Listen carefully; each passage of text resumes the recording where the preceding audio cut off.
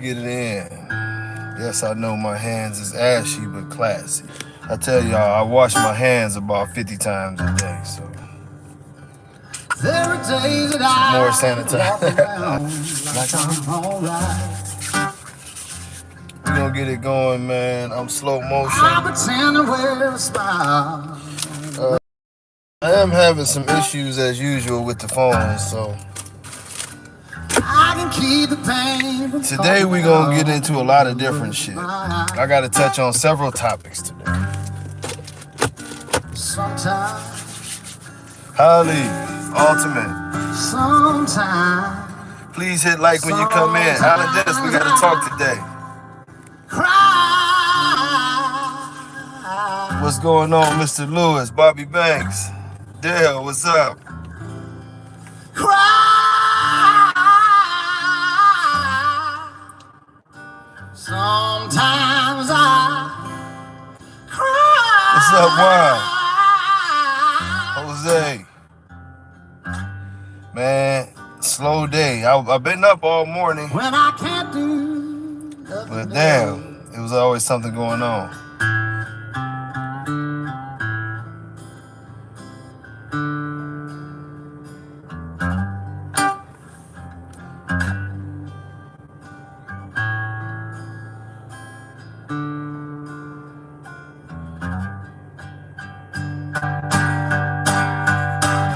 Everybody keeps telling me to move on.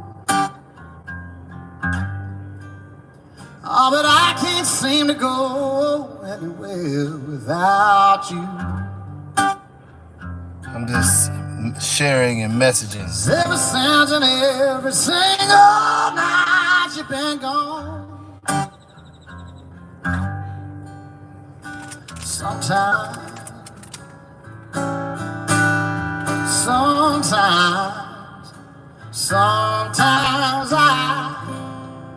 cry.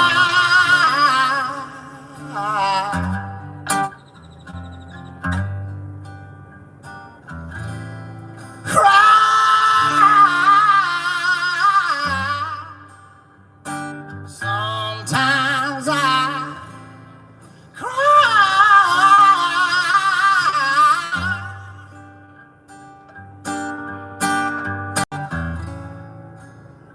when I can't do nothing else.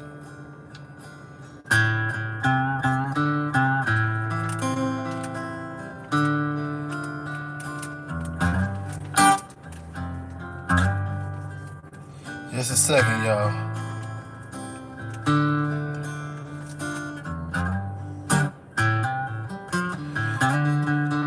Yeah, oh, sorry about that. I'm trying to hit, but man, yeah, hit like. I'm messaging everybody back. This is my shit here though. I told y'all I mix my music all up, and good morning to everybody that I missed, you know. Sometimes I Chris Stapleton, the bad boy. Hey. I drink this ginger tea every damn morning, and it gets no easier. Woo. It's good for you though.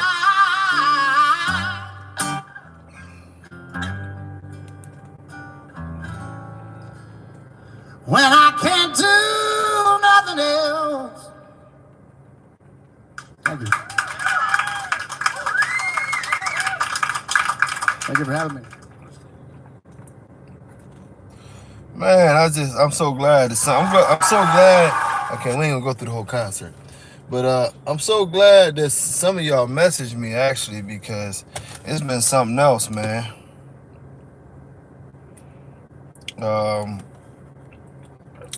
This morning been something else. I wanted to go be live like 3 hours ago, honestly. And I'm about to go through the list. C&W Dynasty, Kane Corso, what's good, my brother? We need to link up. I'm trying to get more of them Corsos in here. I'm expecting that we can be jumping off here in June sometime. So I'm looking to do all them shows. We gotta get together again, brother. I don't know what the hell.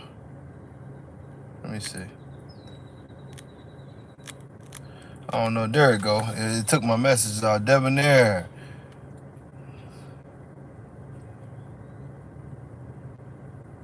What's up, Jose? Oh man, what's going on, Dale? God bless, brother. That's always rough when we got to put them down. They getting old. You know what I mean? It's part of it. Blackout, Grouchy, Tribal. I got to do all my shout out. Larry, do not start talking that Ravens shit. Go Browns. Tramel, Tim. Much love to all y'all. I tell you, one of the hardest things, and this is off topic. Well, not the topic that I planned on speaking on, but yeah, man, seeing them get old is rough. You know what I mean? I'm going through it.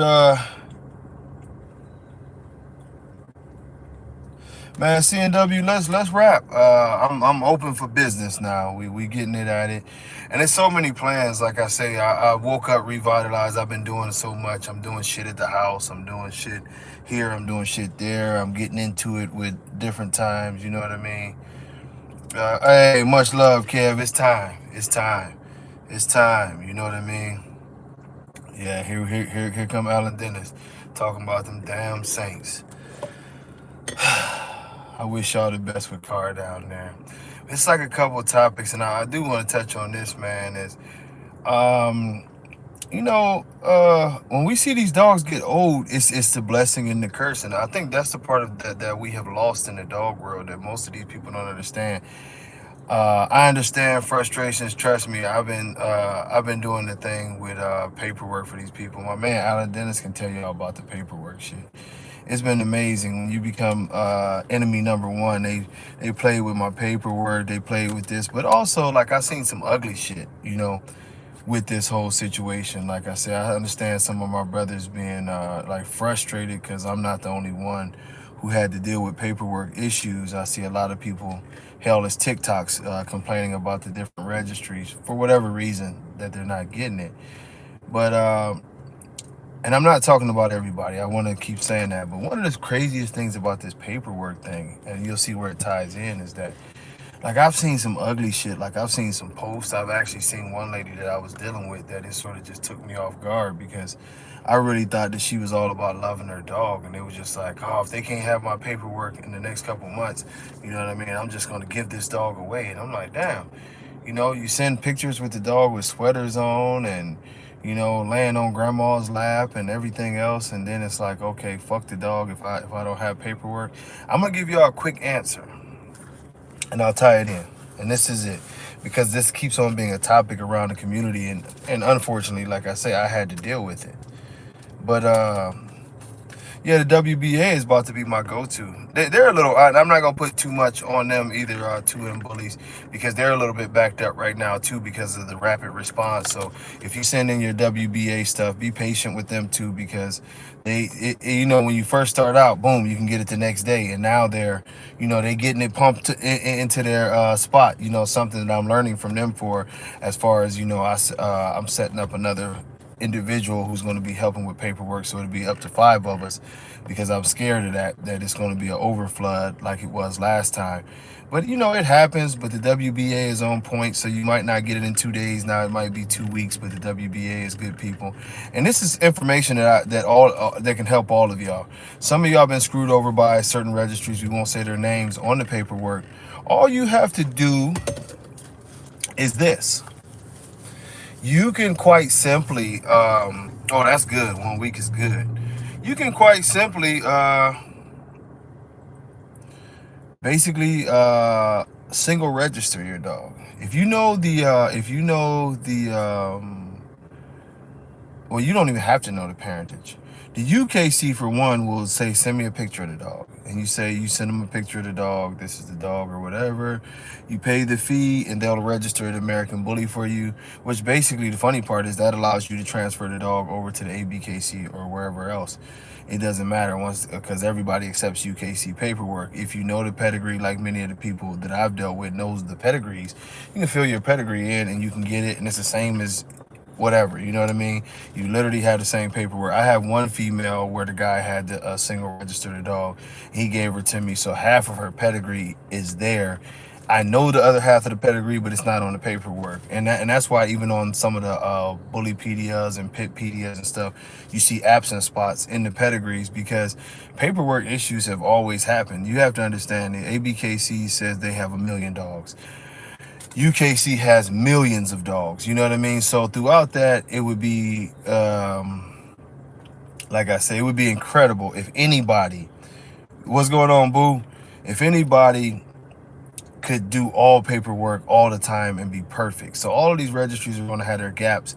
But the best thing to do if you are a person sitting on a nice dog, you want to get your dog in there, if it's an issue one way or the other, if they're screwing the breeder over, if they're screwing you over, however the case may be, your dog is pretty much going to be eligible. Go ahead and single register. You can contact the WBA about that. I don't know what their policy is quite on that all the way, but it's a lot of dogs that don't have paperwork, or it's a lot of dogs that only have RKC paperwork because the whole Remy line crew did that, which left them in a bad situation as far as doing theirs. There's ways to get your paperwork without, throwing the worldwide fit and acting like whatever. And I'm trying to be like pragmatic, and I'm just telling y'all, I'm not just saying that because they did it to me. It's a way to do it. I've seen all of these posts. Like I say, you go on TikTok and they're doing it. It's so many ways to get it done. You know what I'm saying? There's so many ways to get it done. But like I say, it's shocking to see some of the little arguments and the debates on Facebook. And like I say, I even had a woman. Ganman is still living.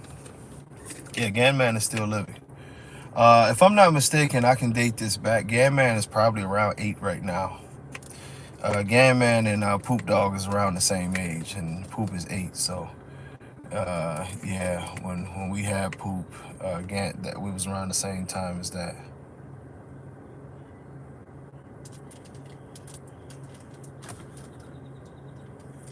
Yeah, sometimes you're gonna go through those things, you know what I mean? And sometimes when you just like, look, when you got you a nice dog, man, and you want to get going, and for whatever the reason, and like I say, it's no need for everybody to have fucking hostilities. This happens. If you look on TikTok right now, you'll see it's people all over Europe complaining about paperwork.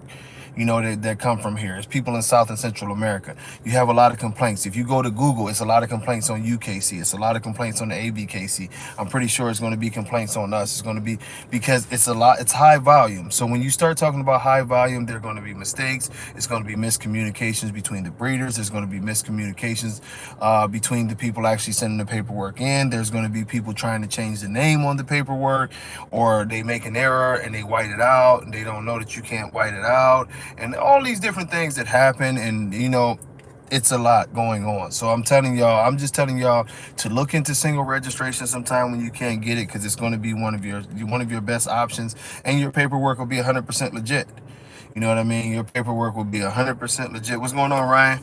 And it's a way for people to not butt heads about shit. You know what I mean? If you can't get it, or if someone is playing a game, and like I say, I don't know about the UKC. I had a long talk with them, or a representative from the UKC, that it somehow got back to them about my accusations that they were playing games. And what's going on, CC?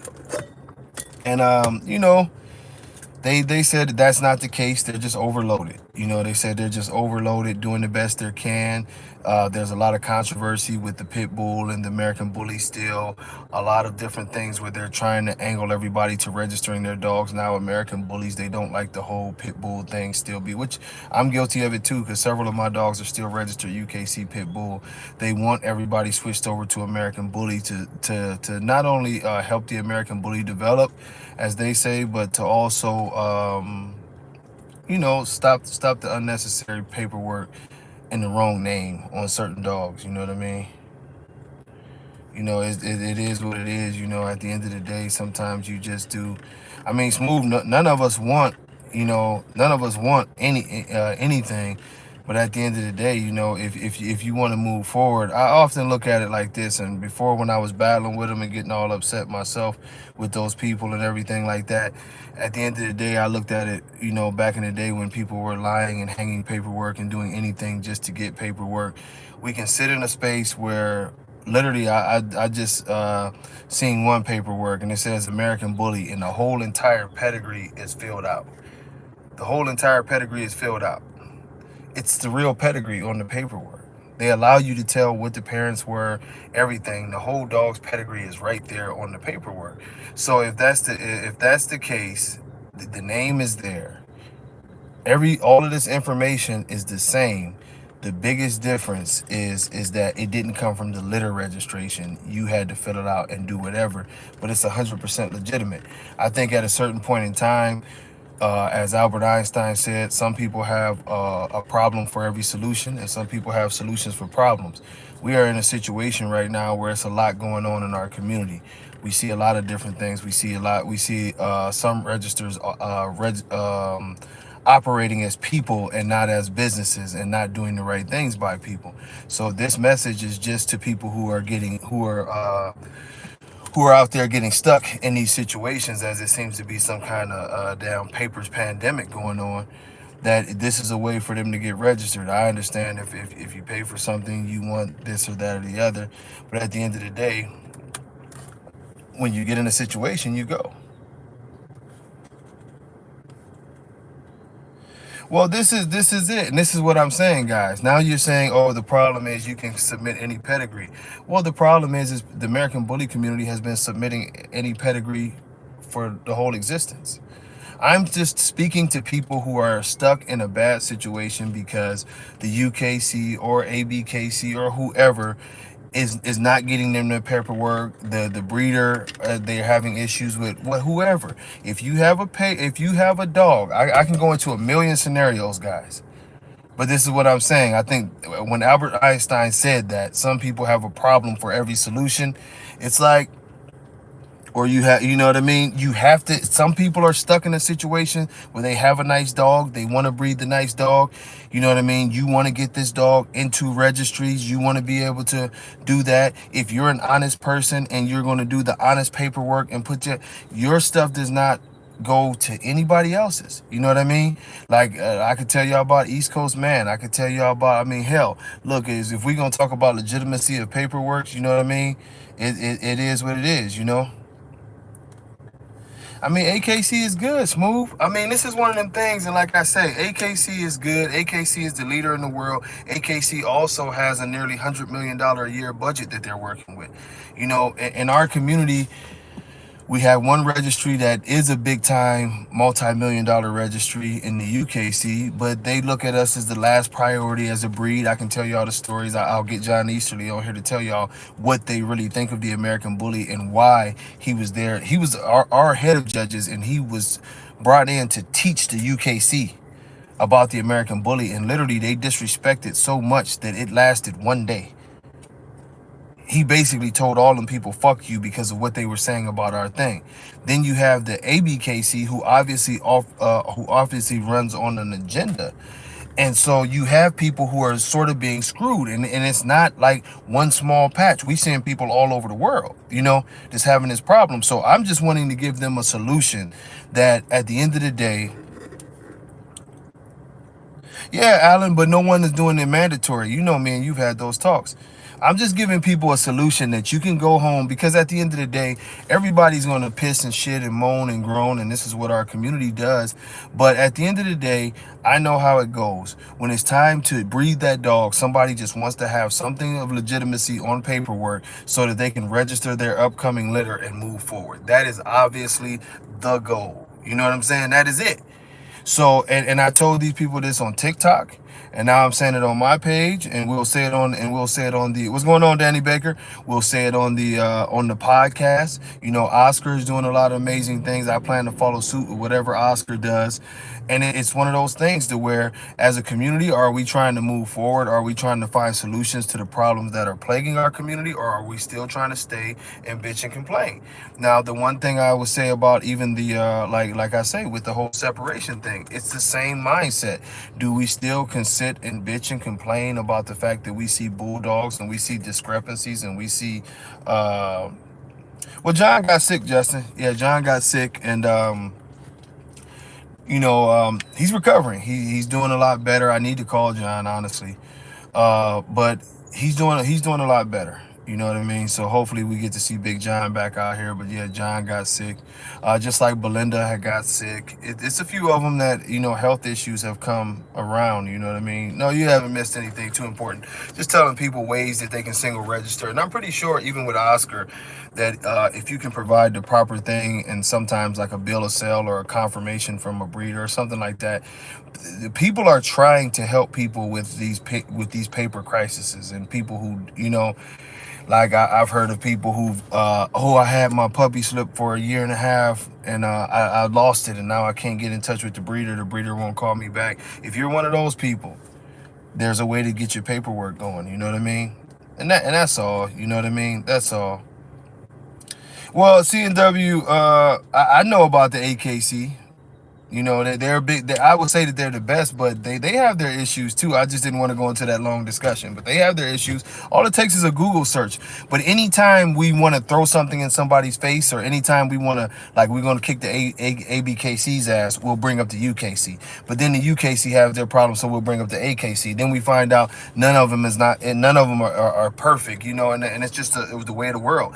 Nobody in this world is perfect, but we live in a society to where if a person does not get their way instantly, it's not about finding a solution or let's go forward or let's try this. It's more so about bitching and moaning. And this is something our community has become great at, and I just want to try to find solutions.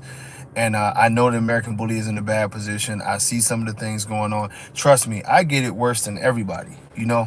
Like I told y'all, and I always forget to bring. I'm gonna bring one of them one day. I always forget, but I'll bring y'all one of these files of where I was sued and all this miscellaneous bullshit, and I have to pay my lawyer. You know what I'm saying, $2,500 here, $5,000 here to go deal with dumb shit like copyrights infringements and shit like that. And like I said, none of the lawsuits or cease and desist have ever worked because they're based off of frivolous bullshit, but it's just attempts to give me a hard time. So I'm not liked and really it boils down to a lot of the shit of what I say. That's it. And some of you actually got to see this stuff, and y'all like, damn, I can't believe that. Or even recently when I told y'all about some of the things that go on in this community. Especially this community. The dog world in general is pretty rough. And like I said, if y'all can do your own look into that on Google and look at some of the things. Danny Baker, give him that knowledge, brother. But you know what I'm saying? But you can Google any of them and they all have problems. You know what I mean? And there are people running them, and you have vendettas and different things like that. But I'm just saying, to any of you good brothers or sisters who are stuck in a position, you know what I mean? It's all good. You can get your stuff. I know with some of the issues that I've had with those people, I'm just going to end up registering the dogs myself. The WBA is there, and the UKC says that they don't backdate litters, but they recommended to do the single registration or whatever the case may be. But literally, I've had situations where I was trying to register a litter for a whole entire year. It took my good friend Brian Robertson to call the ABKC, bitch, moan, cuss him out, and do everything, and he got the paperwork in a week. My paperwork. Literally, the bitch was registered in my name. They gave him the paperwork because he was the original, and the whole world saw it. Brian was literally mad at me for a minute because he thought I was trying to fuck everybody over, and then he made the phone calls, and then he had to go back on and say, I appreciate my brother. I'm sorry, I didn't know it was like that. But when you don't know it's like that with these people, it's different. And I caution a lot of y'all, like me, I'm like Teflon. I don't give a fuck. You know what I mean? It don't bother me no more. Let's just get it done. But I'll caution y'all when y'all beat up on some of these other people who might go jump off of a cliff. Man, just because an organization has a big name and the breeder is a single person, don't always sit and run and jump on the conclusion that the registry is right. I'll tell y'all that for a fact. It's been proven too many times. Y'all see some of the stuff. Y'all remember that this is the very people who are running these registries are some of the very people who are tied in with murdering people's dogs. We've caught people having show results bought. We've caught all kind of scandals going on. You know what I'm saying? Even sexual favors big. Come on, man. Yeah, but let's leave it at. Excuse me. Let's leave it at that. A solution is that that the UKC is allowing. Alan Dennis can tell y'all that they are allowing you to fill out your pedigrees. They are allowing you to provide pictures of your dogs. They will, DNA testing the whole nine, and you can have your dog legitimately registered if you're one of these people stuck. The WBA will allow. I believe. Now, Oscar, tell me if I'm wrong, but I believe that they will work with you in that aspect to get your stuff cleared up. And there are some situations inside the American bully world, and this is one of the reasons why I wasn't going to allow any single registration. But there are the situations where I talked to quite a few of the Remy guys. The Remy guys are stuck in the worst situation. They all got rid of, pretty much, let's not say all, but a lot of them got rid of UKC paperwork, and they got rid of their ABKC paperwork, and they only bred RKC. When the RKC went defunct, that's the only paperwork they have now. The ABKC says they won't acknowledge RKC paperwork. We will, you know what I'm saying? I know the WBA will, but the UKC wouldn't either, you know? So it's one of them things. You're talking about like government agencies that just push out paper. They don't give a fuck about who, it's a paperwork. And if they feel like it's too much of a headache, oh, that's only $25. I don't feel like dealing with that. Yeah, Danny Baker, on that Embark test, I've seen a lot of people say they found a lot of discrepancies. I'm trying to. I had it, and because I will take blame because of my own slowness at getting things going. I had a representative from Embark who was going to do a podcast with me to explain a lot of things. And I'm pretty sure that we can get it back going on. Ain't like we on bad terms or nothing, but some of the information they was giving and some of the science, it was pretty cool. But I tell you one thing that I got from the conversation is that Embark said we're not perfect. It's a building thing that they will get more and more perfect because it's an analytics based thing to where they're compiling information and they're doing it based off of percentages in most cases. So the bigger, the more dogs that are embarked, they can start to find, it should get more precise. And that's with all science. The more information you get, the more precise it gets. So I look forward to working with them and well, interviewing them, not working with them, but trying to get some answers. Trying to get some answers. And it's one of those things, man. It's one of those things, man. But as a community, we just we have to push forward and do what we want to do. I think ultimately, as a community, and before we go into the big discussions here, we have to start working forward to say, how are we going to fix what's wrong? I've had people now jumping in my inbox, even people that I like, but they're like, oh, you shouldn't be pushing this separation thing and the unity and this, that, and the other. No, we need unity and I respect those guys because I understand where they're coming from with the positive hearts and all this stuff. But unity has not worked. You cannot be unified. If you're a good person and you want to do things the right way, or if you just want to do the things the right way, you can't be a partner with someone who doesn't want to do things the right way. You know what I'm saying? I don't know a lot about it, but I don't believe in a ton of supplements. I believe in good feeding and basic vitamins when it comes to any bitch coming in heat or pregnant. I do sometimes, if I notice she's due to come in heat, I'll run some probiotics, maybe a little bit of antibiotics, if I feel like something is there to make sure she's totally clean. But I always feel like when it comes to supplements, dogs have been living without supplements for so long that we should be using those things at a minimum. I'll add some eggs, I'll add some yogurt, I'll add more natural things than to add something that I really don't know what it is. But I'm not against vitamins, prenatal vitamins, or any of those type of vitamins at all. But I don't know what B Strong is, so I don't want to say I'm against it. But a lot of supplements, I pump the brakes on there because I just like to do the natural stuff, some sauerkraut, some eggs, yogurt, even a little ice cream. You know what I'm saying? Get the vitamins going. You know what I'm saying? The regular, a regular everyday vitamin. But some of these things scare me because we just don't know. And some years back, you guys probably remember that when I kept saying I was going to do the dog food thing.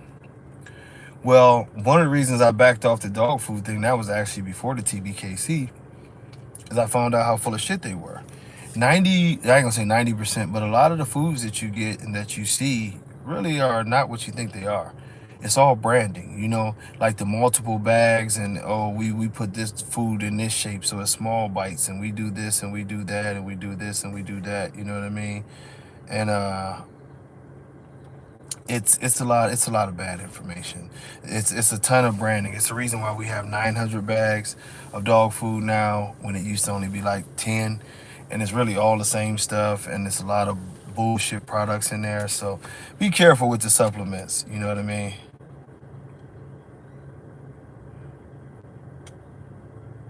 uh Prince, the thing of it is that that's good information, Danny. I never had really heard about that with the sodium. I'm glad you told me that. I'm gonna have to look more into that. I've been trying to stay away from sodium on any bitches that's pregnant anyway. Going more with the well, some foods are low sodium, and then I'll add a lot of natural stuff. Give them a little chicken here, give them a little beef there, carrots, watermelon, apples, that type of stuff. But man, yeah, the new breeds thing, we're not gonna do any new breeds probably once we finally get open, for at least 5, 6, 7 years. And the reason being is because you can't, one thing I found out in my failures with this thing is you can't spread yourself too thin. We have breeds that we're already dealing with: the Corso, the Rottweiler, we got the Bulldogs, you know what I mean? It's a large group, a large group of dogs. So any new breeds would also need to be at least 10 years old, and show a consistency of meeting a standard. That's the same way that the AKC does it. And then what you would do is, I would be more apt to go along with the old school way that they do down, like in, well, a lot of registries do it, where you introduce a breed and the breed has to earn its way into the registry through showing. And remember, when you're doing a dog show the correct way, the dog is actually showing against its own standard. It's not showing against the other dogs. You know what I mean? So man, nice, Danny. Hey, once again, thanks for that information, because I like to put everything in the book, so I'm gonna do something nice. Now, see, this is the thing, and we can lead into the extreme conversation. And some people be like, "Why do you hate the extreme dog so much? Why do you hate the extreme dog so much? Why do you?" And I don't hate any dog, by the way. But as dog men, and my friend there, Danny Baker, he'll tell you, when we talk conversations about dogs, a lot of what we talk about is health. We'll talk about the dogs, we'll talk about the bloodlines, what's going on, Jay Finesse? But at the end of the day, we have to get into that part to where you start talking about, how is this dog going to survive? How is this dog going to be what the dog is supposed to be? And the extreme dog, from everything I've learned, whether you talk about medically, whether you talk about genetics wise, whether you talk about, yeah, I definitely hate skinny jeans, and I like tank tops, Justin, but I don't like the skinny tank tops. So really, I don't even too much like skinny women. But shout out, there's some beautiful skinny women out there, but I don't even too much like skinny women. But put some meat on my bones. All that skinny shit, it freaks me out. Before you run around, it's like being living in the world of Twizzlers or some shit. Put some meat on it, you know what I mean? But going to this conversation about these freaking dogs, man. If you were going to make a dog, right, and you took all of the database of information, just crazy, all the database of information that we know about dogs and about animals and even about mammals, which includes us, the one thing that you would find is that no living mammal, animal, or anything actually is successful at being extreme. Now, you might get to thinking about, oh, what about the elephant? You know what I'm saying? What about the whale? Yeah. Well, the thing about it is even those things go too far. It's such thing as a whale getting too big. You know what I mean? Believe it or not, it is. It's a such thing as an elephant putting on too much weight, and they're gigantic. It is such a thing as this.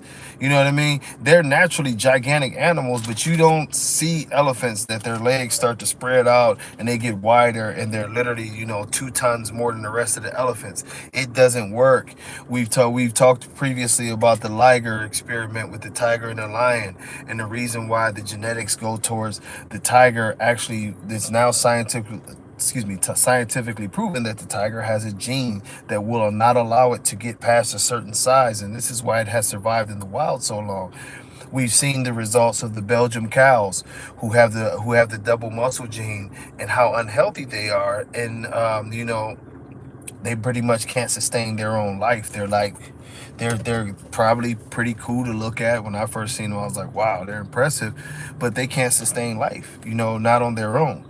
And so, as we start talking about an extreme dog throughout the years, and in my, well, now I'm past a quarter century of the dog. Yeah, Danny, that liger, that's a sad motherfucker there. Impressive to look at, but it's a sad thing. They can't reproduce. They move very slow. If you put them in the wild, they'd be dead within a couple weeks. As big as they are, you know what I mean? It's a scary thing, but we've seen this throughout nature. And what you see with the extreme dog, and it's right in front of our eyes, is that these dogs would not be able to survive in the most catered situations. So why would we want to produce a breed that is this way? We've seen the mistakes that happen with the English Bulldog. If you look at older pictures of the English Bulldog, maybe clipping back to the 70s, early 80s, the English Bulldog looked more muscular. He was a little, even though he was very stout and still grumpy and everything like that, has a grumpy face. I love English Bulldogs. But the thing of it is that they weren't big, fat, super droopy. They didn't have that. And back then, believe it or not, if you talk to the breeders who dealt with the old English Bulldogs, not the oldie English, but those old English Bulldogs from from back in the day, and there's still some people that have them, then it becomes a situation, because those old dogs could skateboard. Those old dogs could those old dogs could actually do a little bit of running around. They were athletic. You take them places, you didn't have to worry as much about their breathing issues. And they had more, I won't say the Frenchie type of body, but they had a leaner body like that, but they were still very stout. It was their nature. They had the big rib cage, the big bone, the big wide, but it was more muscular. It wasn't this fat, overweight, overdone type of thing.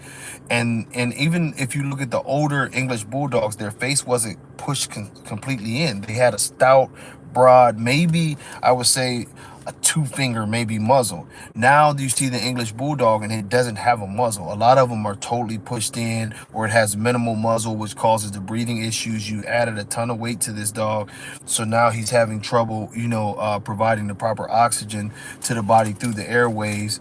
More and more elongated palates, just a ton of health issues. And basically, we are making a case to try to do this to the American Bully. And this is what you see in the extreme. And the evidence is right in front of our faces, as the extreme dogs don't live. This is not something that I say as a joke. It's the truth. They don't live. We consistently see these people putting up these dogs, and they're dying at 3-4 years old. The reason why we don't want to mix the dogs, why would I want to take sugar and put it with shit? I can't put that in my tea. And the whole thing of why I'm saying separate is because you have responsible breeders. You have people out here who still believe in healthy dogs and still believe in putting this thing together in a proper way. And we understand, as my good friend Jesus just said, that nature has its limits. Believe it or not, I'm telling you guys this is the very much so the truth. There's going to be a point, even with us doing the true American Bully dog, or the real American Bully dog, that there's going to be a limit. You're not going to have an 18-inch dog that weighs 150 pounds. You're just not going to do it.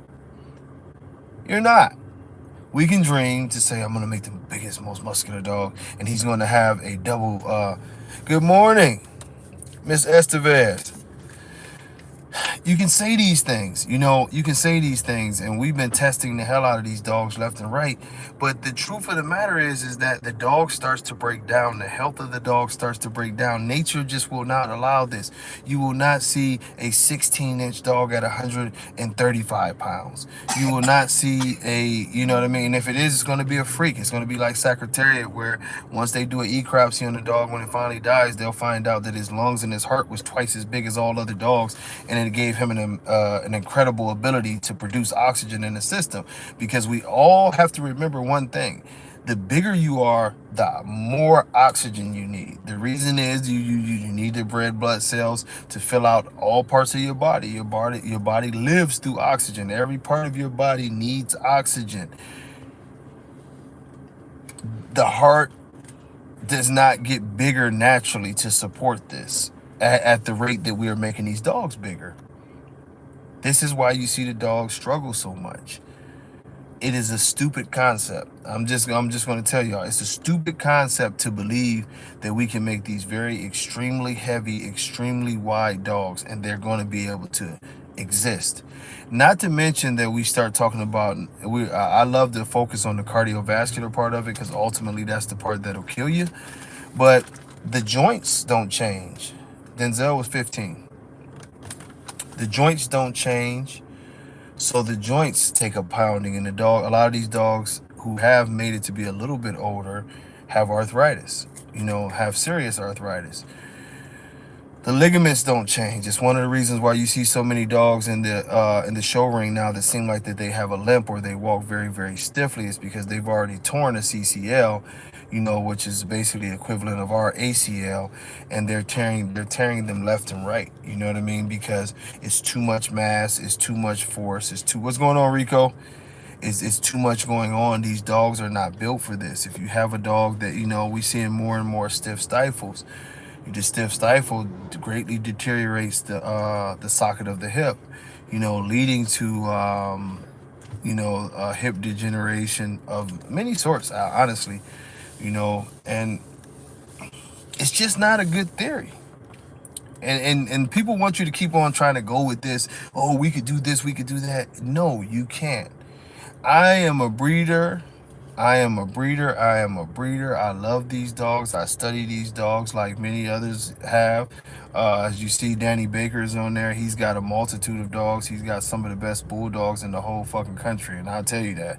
He's got a couple that I fell absolutely in love with, But at the end of the day, when it boils down to it, even he'll tell you everything has its limit. You cannot just create something that is just like past what nature is going to allow it to be.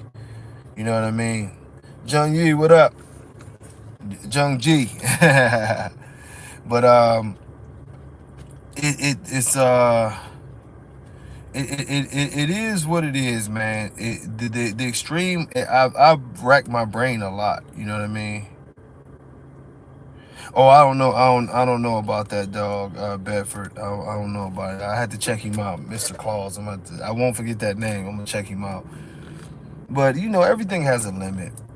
And our limitations are coming, and they're growing, and we're seeing it in front of our faces. And I think one of the reasons why you guys will from time to time see me blow my top and get to, slobbering and be ready to cuss everybody out is because it's just not a good idea. Yeah, Chuck Charles, the reason why they have the angulation and they still have hip problems is quite simply because they're too heavy for the hip to hold them. So even with proper movement and proper function, it's still too much strain on the hip. It's one of the reasons why a lot of overweight people, they end up needing hip replacements. A lot of bigger athletes who have ran and they got great symmetry and everything else like that, but you talk to a lot of the NFL guys, and they'll tell you one of the main things that they have to do is they have to replace their hips, especially linemen. A lot of linemen have to get hip replacement. Hell, Shannon Sharp is a 250-pound tight end, just turned 50 years old. He had to have both of his hips replaced. We have to remember that the science of this thing, sometimes it just won't allow for it. And are we really that strong in our minds that we want to create these dogs, but we're willing to throw out all the health issues? That thing with one ball is crazy. The dog, if he only got one testicle, come on, man. We passed that. We passed that stage. We use Little Roll with one testicle because he was one of a kind. It's no real true one of a kind dogs anymore that you just have to use a dog with one testicle. It's pretty much that simple. Excuse me. I tried to be pragmatic on that topic, but come on, man.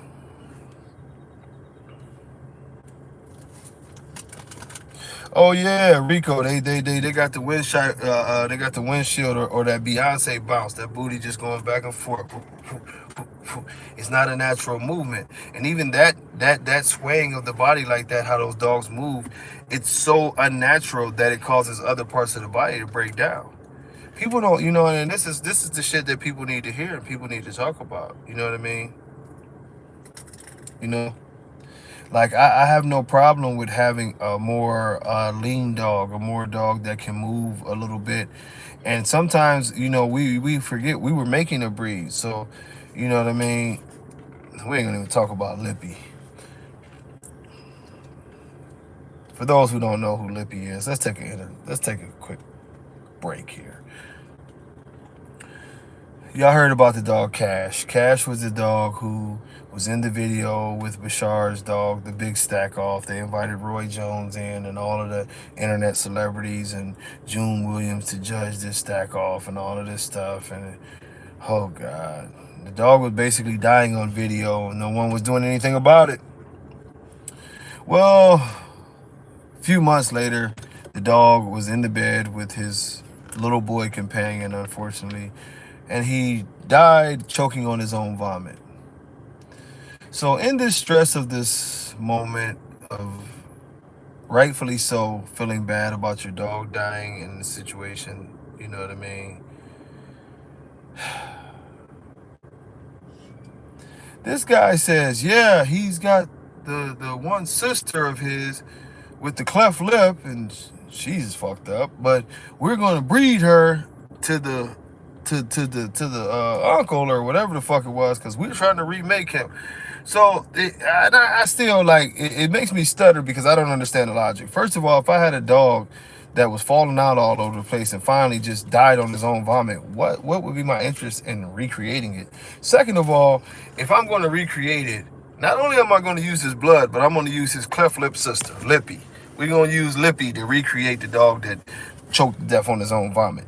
And I say it like this in this terms because it's very real, but it's also very stupid. Like, how stupid do you got to be? Like, where is your logic at that we gonna go from bad to worse? I mean, he might have choked to death on his own vomit and couldn't breathe on a cloudy day, but at the same time, at least he had a lip. We gonna go get the bitch with no lip. Oh God. I mean, Holly, it's sad. I don't know what they're trying to do. I don't know why they're trying to do it, but it's very, very sad, and I hope that they don't do it. But something tells me, I don't know what the hell that is, messing with my leg, excuse me. But something tells me they're going to do it, and it's going to be worse. And it's going to be another gremlin, and we won't be able to feed it after midnight or get it wet. You know?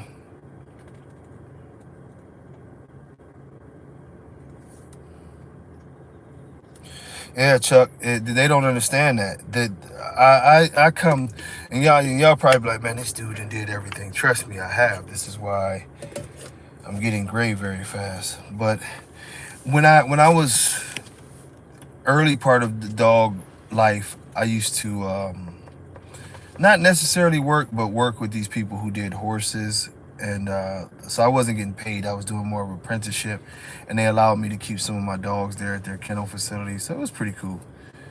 But let me tell you, man. Let me tell you. Yeah, they definitely created Frankensteins. I learned so much about movement at this place that it was crazy. Like the lady had some, I think they were pointers, those dogs. And they move so gracefully, and then they would stop and do that thing, and it was on point. But she told me and that's one of the one of the people that I heard talk about when your dog moves, you should be able to imagine yourself sitting a glass of wine on his back and not spilling a drop, because the top line moves that gracefully. There's no bounce. It's just a very smooth, methodical drive to the dog, to the point to where, you know, you realistically can look at this top line and it's not moving, even though the dog is moving. That is like a super well put together animal. And the funniest thing about it is we were out there one day, and like I said, they had horse stalls too. And she talked about the horses the same way. She was like, look at his mute movement. Look at his movement. It was this big ass black horse. I'll never forget it. And she was like, look. And you know, and I'm staring as he goes around that circular thing that they would take him around. And I'm staring and I'm almost in amazement because I'm like, man, this dude's back just really isn't moving. Like, and he's a big ass horse, you know what I mean? It isn't moving. And like, so badly, I could tell she wanted to do it. Like, she just wanted to sit something on his back just to prove it, you know? But she didn't have to do it. And I'm not gonna lie to y'all and tell her, I'm not gonna like ingratiate the story. Like, she went in the house and got a big ass bottle of wine. And no, it's just, you could see it. It was like confirmation perfection, you know? And and that's part of where my drive came from, as I got to talk to the late great Jack Ireland, one of the best judges to ever live in any breed of dogs. You know, he stressed confirmation, because that's the building of a dog. Everything starts with the confirmation and the health of the dog. You know, when people make fun of people who have a dog that they consider to not be quite as bully, but their dog is like in excellent proportion and symmetry and conformation and health, it's almost like laughable to me. Like, dude, you know, it come on, man. It doesn't, this is the only place in the world where we would do this, you know? It doesn't make sense.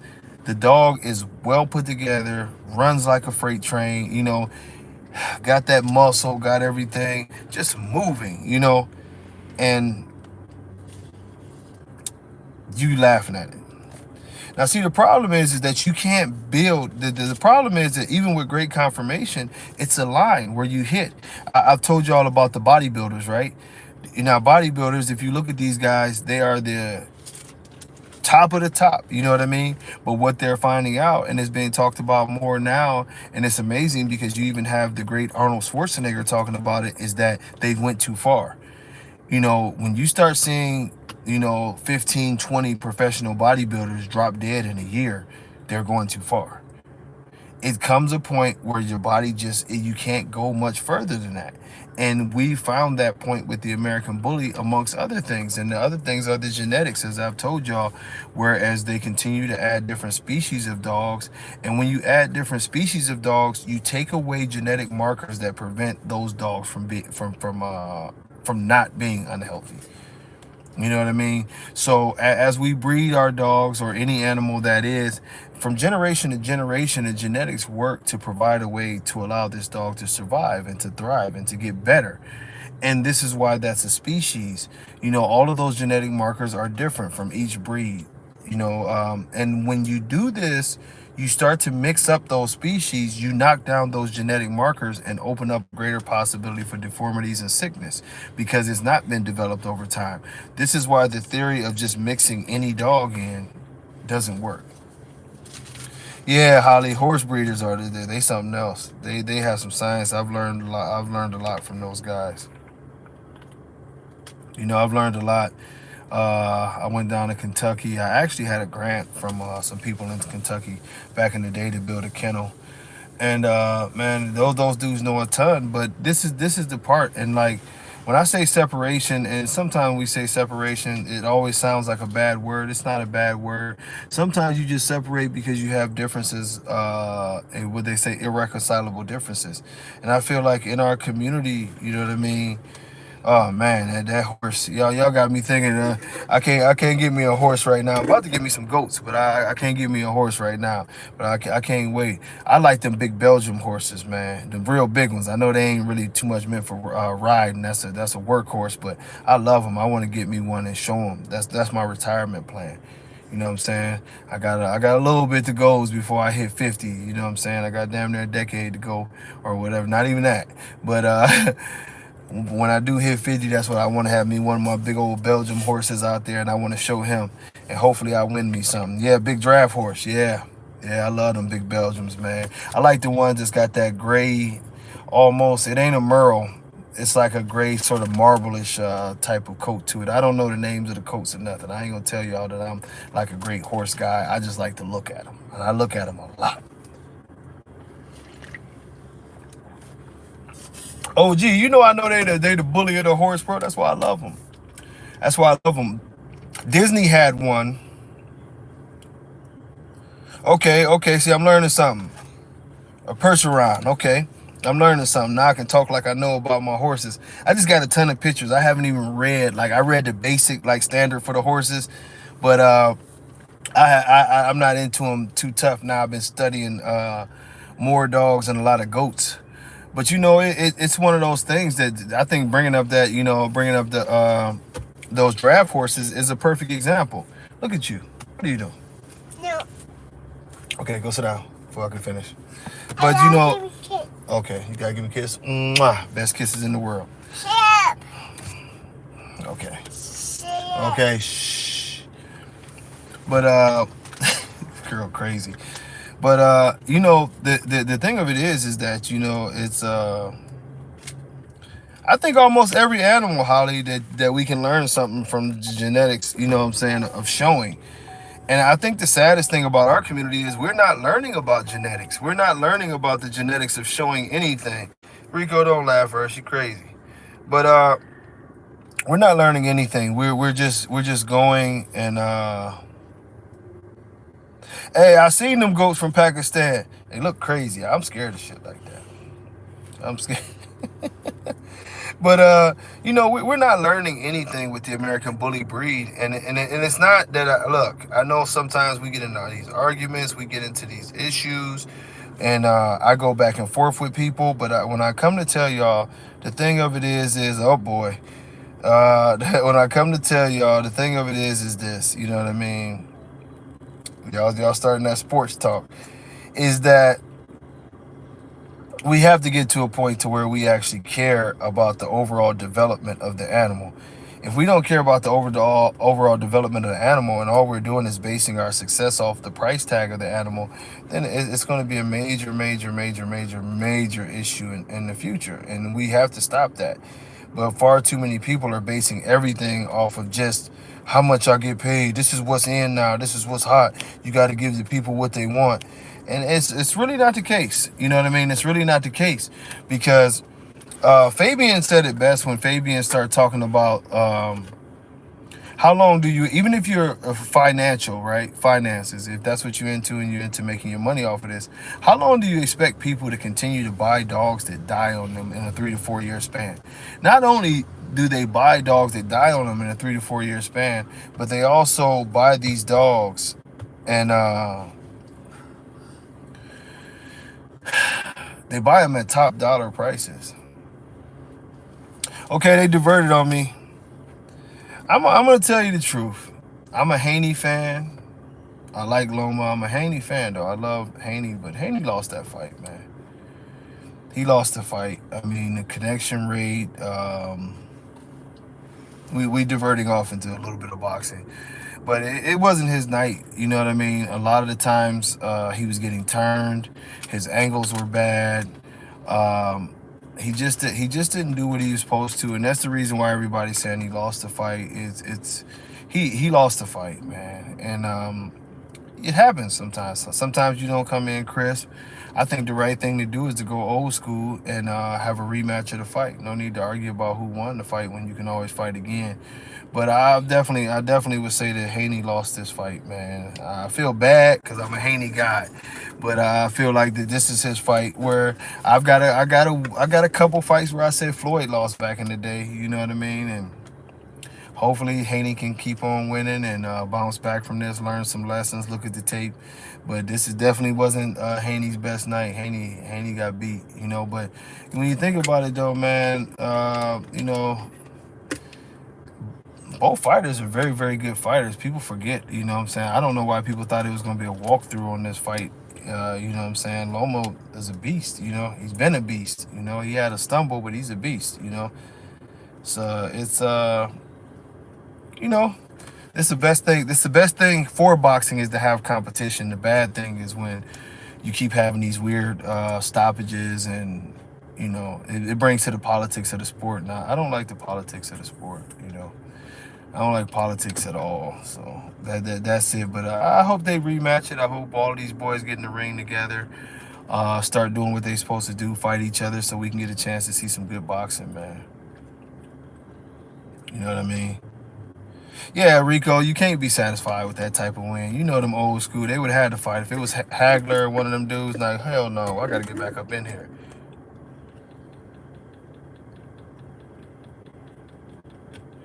Yeah, Haney's game was just off. Haney, some of the stuff that Haney was doing, much love, Chewy, healthy dogs matter, baby. You know it.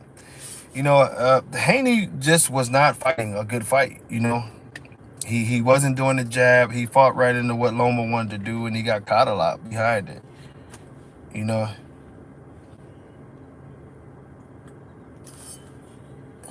Hey, home of the champions. Hey, Rico. Hey, home of the champions. I ain't gonna even argue with that.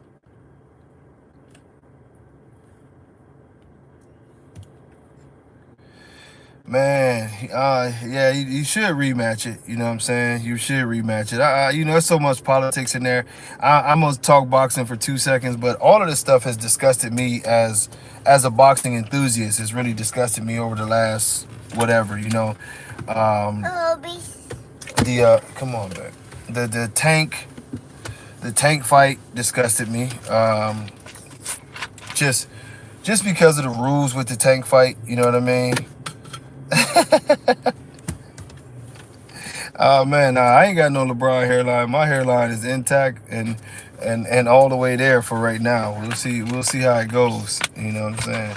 We'll see how it goes. I've got the same hairline I had when I was 20.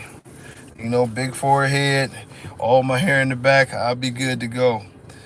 I mean, this is my problem with the tank fight, and we'll get back to dogs. But babe, go sit down.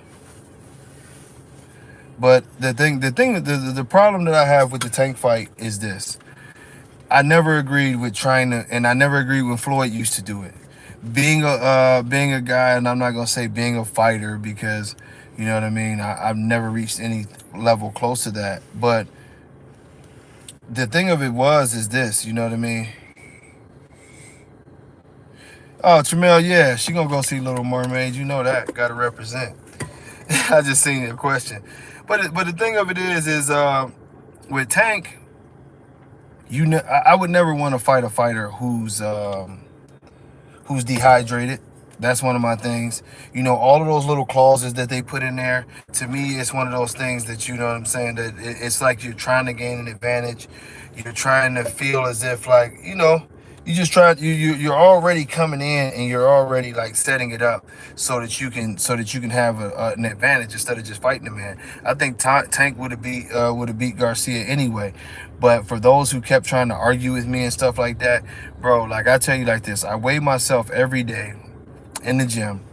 If I go in that gym this afternoon or whatever and I weigh say 220, I know how I got to change my workout, because bottom line, that means I'm dehydrated from all the other stuff I'm doing, not putting enough fluids in. I need to come in weighing closer to 227, 228, maybe up to 230, and I feel good.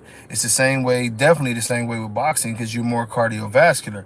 To ask a fighter to come in dehydrated and everybody's like, oh, Tank had to make the same weight. Yeah, that's Tank's normal weight. But Garcia, even though he fights at a certain weight, you rehydrate.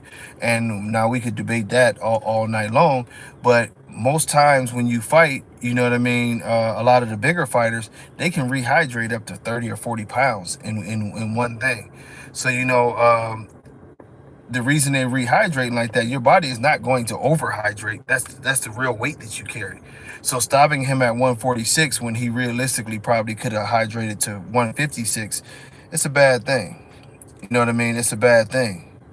But, you know, it is what it is, man. Boxing is a great sport. But hopefully they get it going. But boxing is just like dogs, too many politics, and it's really, really destroyed the whole format. What's going on, Katrina? You know, a lot of the old straws that we're going to bring back, and I'm sorry I told you I was going to put up a couple of the breedings that I'm doing now. But a lot of the old straws are going to be with the big advantage of having the old straws coming back and doing some of these breedings that we'll be doing is a simple fact that you go back to dogs who are sort of untainted. Some people be like, oh, that's going backwards. It's not really going backwards when you know what I'm saying, when you're on top of your game and you're breeding in a fashion that you know you can really bring those old genetics back without all of the nonsense. That's why I look forward to doing breedings with some of the studs that I'm doing, because I know what they throw. They give me the personality I want. They give me that drive I want. I know their life expectancy. I know their conformation. And so it gives me a lot to work with as far as making a real American bully. Now, to throw them to dogs that I know, because of me breeding them and stuff, what they are, and they have evolved, and I'll use the Dave Wilson word. They have evolved to be more stout, a little bit, a little bit shorter than the older dogs or whatever through the line breeding process. It's something, what I'm saying, it's something that we can make some OG dogs that look a lot more like these dogs. And you sort of seen it with the breeding that made Chubb, is that it definitely works. Chubb still has that attitude. He's puppy, but he's put together, and I'm liking the results. So I have Armani going to my girl Darla. She's a tank. She's very, very stout, like very, very stout, short dog, big wide chest. She's very, very heavy Paco. Of course, she's got some Denzel in there, which her mom was a Denzel granddaughter. I mean, excuse me, was a Denzel daughter. So you look at the pedigree and you look at how everything matches up. You taking the legendary Armani to to a heavy, heavy, heavy Paco. You you get what you expect. You know. Let me see here.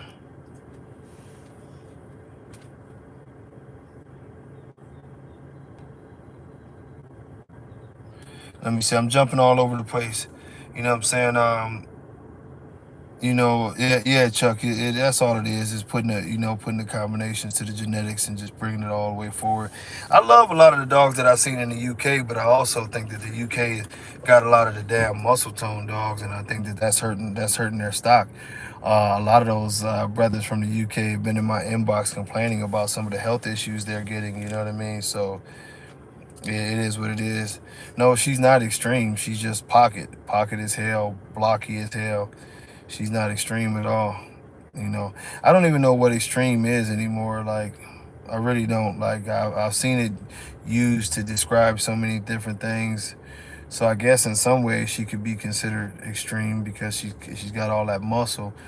But I sort of stay away from the word extreme when you start having Bashar talk about he's the extreme king and Beanstalk is the perfect extreme. I don't know nothing about that.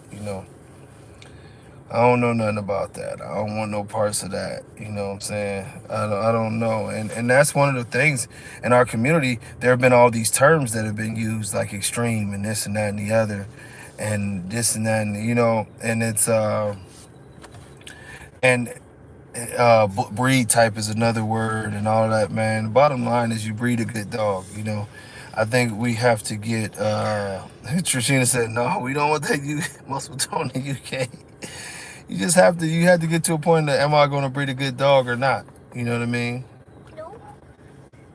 That's it. Are you going to breed a good dog or not? I think overdone sometimes has been used to describe bulldogs. You know what I'm saying? It's a very frustrating process when you just see the dogs being torn down and people putting labels on them. You know what I mean? Oh, God bless Ghost Town. You know what I mean? It's Carla, sit back. We'll play later. We talk our shit and play later. But yeah, the American Bully, the one thing about it is, and that's why I say, separation is a must, because you just have two totally different concepts of what a dog is supposed to be. Some people want conformation, health, and a nice bully dog, and then some people just want, you know what I mean, to make the biggest, widest, bulldoggiest dog that they can make, and that's why I said I don't understand why they just don't go ahead and make F1s. F1s would have been the perfect thing. They could have named it something else, but obviously what they're trying to do has nothing to do with with a bulldog. I mean, with the American Bully. Excuse me, I'm doing this thing over here. Um, and the sad part is that they will continue to keep on doing this over and over and over again, and acting as if they're trying to save the breed. Acting as that the breed is evolving and we're doing this. It just doesn't make sense. Nothing makes sense about it, and I'm starting to understand that a lot of things don't make sense. You know, a very wise man that I had the pleasure of being partially raised by used to always say something, and it makes more sense the older I get. He said, you can learn as much as you want to learn. You can have the highest IQ in the world. You can become as experienced as you want to be. But if you lose your sensibilities, you are still the biggest fool in the world. Or you can still be the biggest fool in the world. And that's the truth, because I don't think that everybody is stupid. I just don't think that they operate with sensibilities. You can have a conversation with someone, and the conversation can be very, very easy to a sensible person to figure out, and it just goes over their head. And this is one of the things with the dogs.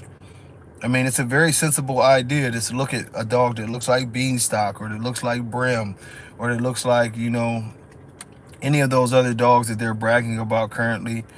And you can see that it's a totally different breed from what we started with. You know, it's a totally different breed.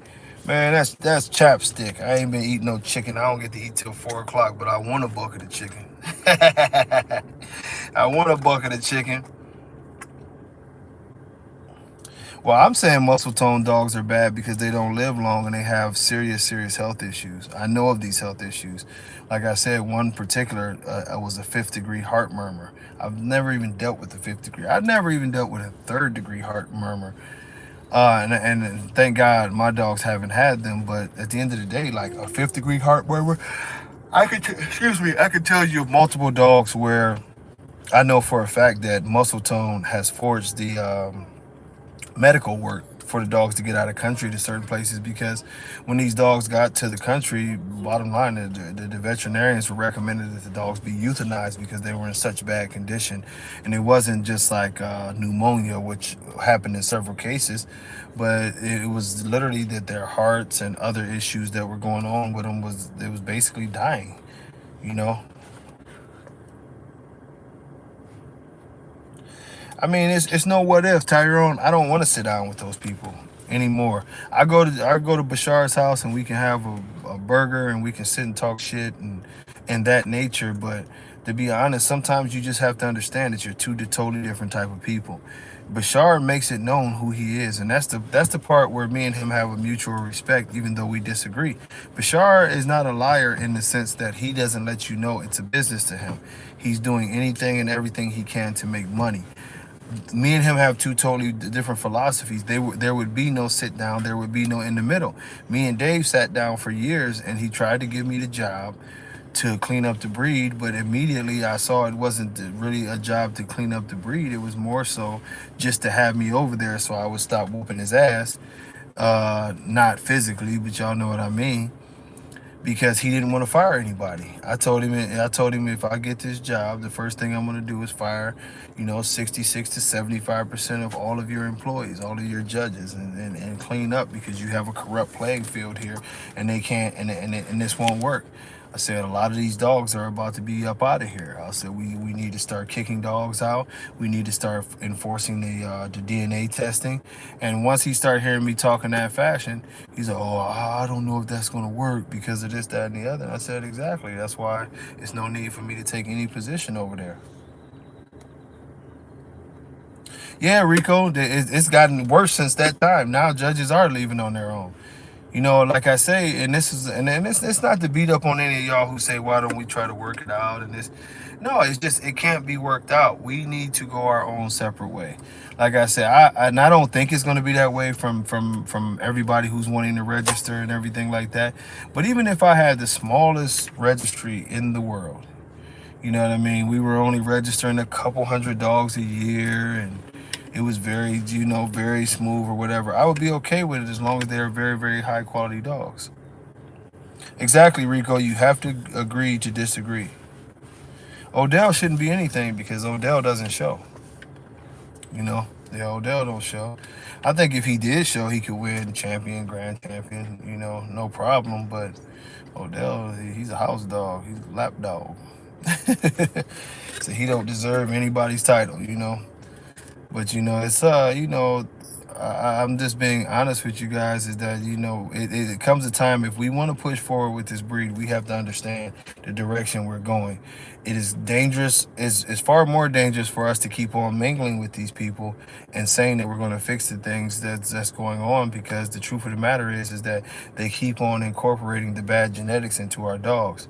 So if they continuously keep on incorporating the bad genetics into our dogs, how is it that we are actually winning in this quote unquote war or battle to make our dogs better? We're not winning. We're losing. You know, good blood does not make bad blood better. You know what I'm saying? Bad blood just messes up the good blood. And too many people keep trying this. DeCarla, enough. Give me that.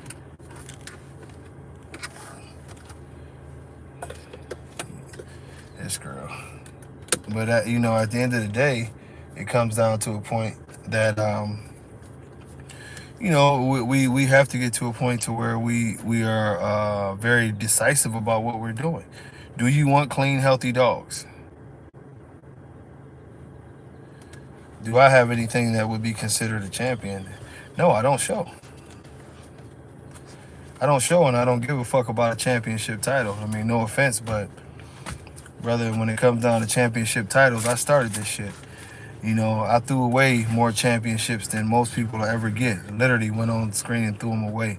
You know, I keep producing championship dogs, but I have no interest in showing. I think it's, and no offense to any judges who do show, but I think it's sort of like weird to be a judge and be out there showing at the same time under the people that you judge with. You know what I mean? It's one of those things that you just look at and you're like, that's not really going to work. You know what I mean? For me, and especially for me being at the point where I wrote parts of the standards. Everybody know my role in starting this damn thing and all of that. After a while, it gets weird, bro. I go to other countries and stuff like that, which they appreciate me there. But dude, I'm literally taking pictures with everybody, you know, signing different stuff for them. Then I go jump in the ring. That wouldn't be good.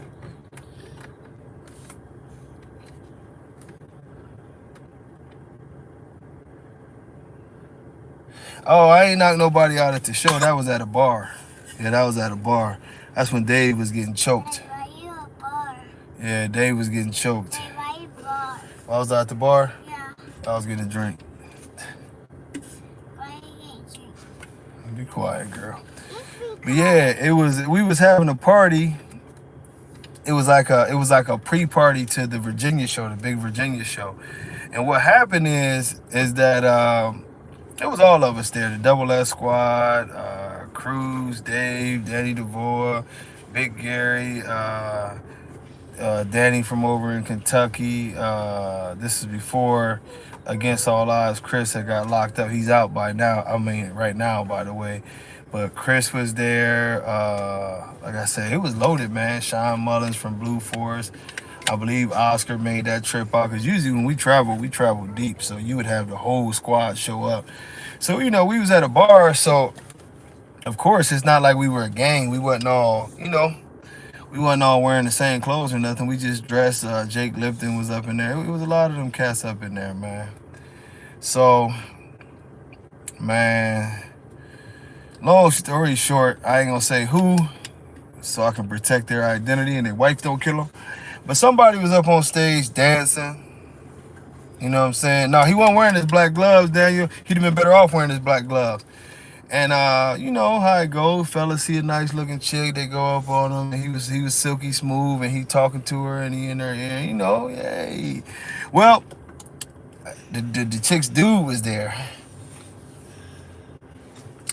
and so the dude blows down. And I almost said his name, but the dude blows down on the homie, and he talking to him. The homie sort of squared up with him. You know, he talking this shit. Then Chris from Against All Odds, if anybody know Chris, you know what I'm saying, he's a more calm dude now, but back then he really wasn't no game. Chris punches dude and just destroys him. Like dudes, it was over with, man. It was over with, man. He destroyed dude, man. So at this point, all hell breaks out because dude is in his hometown, so he got all kind of people that's whatever. You know what I'm saying? It broke out into probably like a 50-person rumble. So anyway, just to cut this story short, in the midst of everything, a couple people got slid or whatever. But Dave, for whatever reason, I have no idea to this day. Probably because he can't fight. And hey, everybody's not a fighter, so I'm not trying to say that about Dave. Dave would tell you he's not a fighter. But he's like in the middle of the bar and he talking shit. And I don't know, like I can see him because it's a small stage, you know? And okay, let's see. Is it gonna connect me or what?